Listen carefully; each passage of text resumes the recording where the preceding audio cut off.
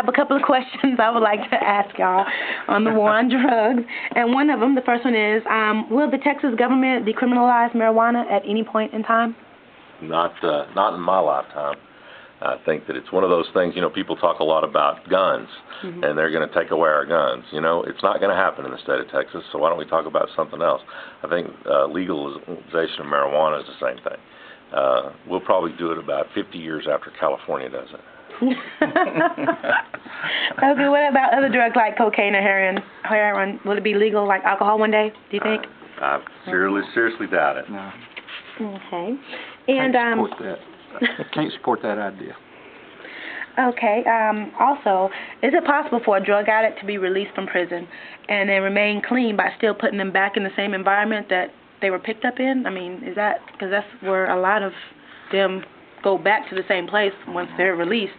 Anything's possible, but the likelihood of somebody coming out of either a prison environment or a treatment environment and going right back into an environment where the culture is an addicted culture really decreases their chance for staying clean and sober.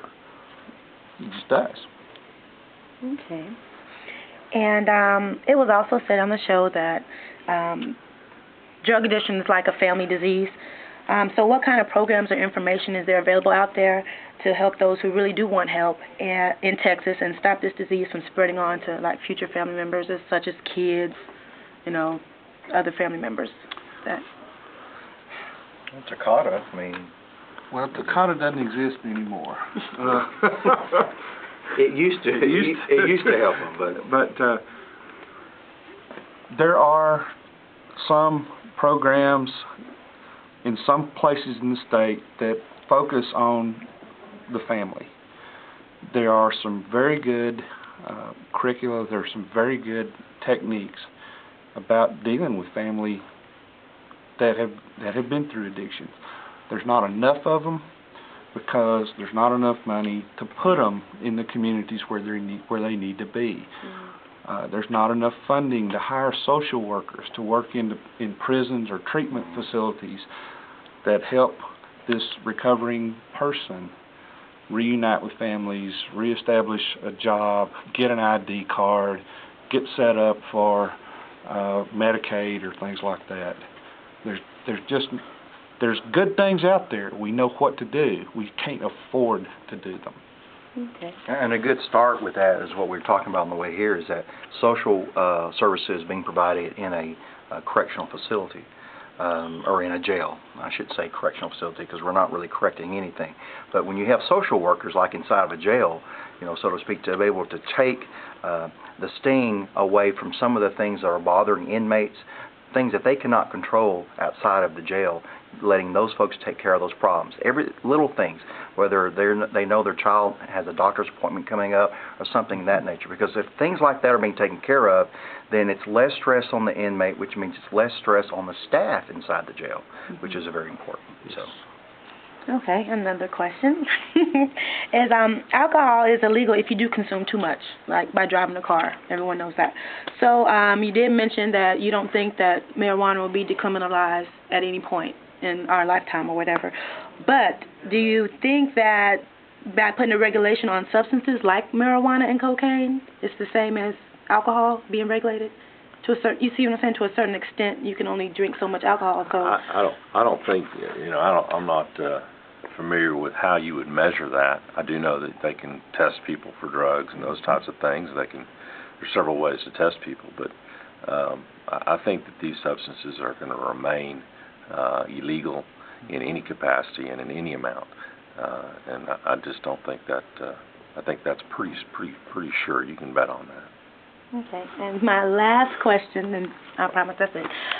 You had mentioned earlier on the show that you wouldn't want to be on a bridge if someone had used cocaine or heroin, but what if someone had drunk alcohol before they actually design the bridge? I was talking about designing or building the bridge. No. Obviously, if someone is using, or if they're impaired in the design or the building construction of something, I'm not encouraged at all of being on anything or being with someone who's in a vehicle driving, whether they built it or driving it. I have no interest in that. Okay. Well, I do want to thank y'all. That's all. Hey, what about this whole idea of freedom and being able to put anything you want into your body and legalization? I mean, if you're not free to put something in your body that's going to affect me. Well, alcohol affects you. Well, but I've been hit by a drunk driver. Then that person hopefully went through the correctional system and had to pay for that. Yeah, but it's still the same situation, I imagine. They have the freedom to put alcohol in the system, which only to a certain level if they're going to get in a car. Right. You have the freedom to sit in your house and drink as much as you want and pass out, I guess, but you don't have the freedom to get in a car with it. So you don't think we should have the freedom to smoke marijuana in our house as much as we want, as long as we don't get in a car? I don't think so. I don't think so. No? Do you guys have a reason why?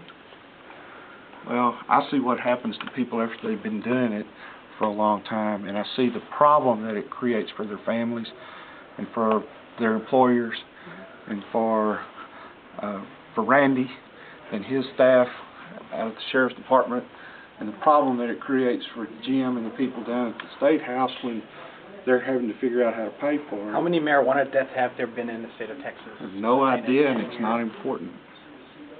How many alcohol deaths? I guess the contrast. We can get you can get the statistics probably pretty easy, and I think you will see that the level of punishments out there are different for marijuana, cocaine, crack. I mean, one of the debates they're having right now is you can have the same amount of cocaine as you have of crack. You'll get more time with the crack. Well, I'm all for criminalizing refined drugs like that. But sitting in my house and smoking pot seems to me like a legitimate freedom. You know, I can sit in my house and smoke tobacco. You know, tobacco is far more deadly than marijuana.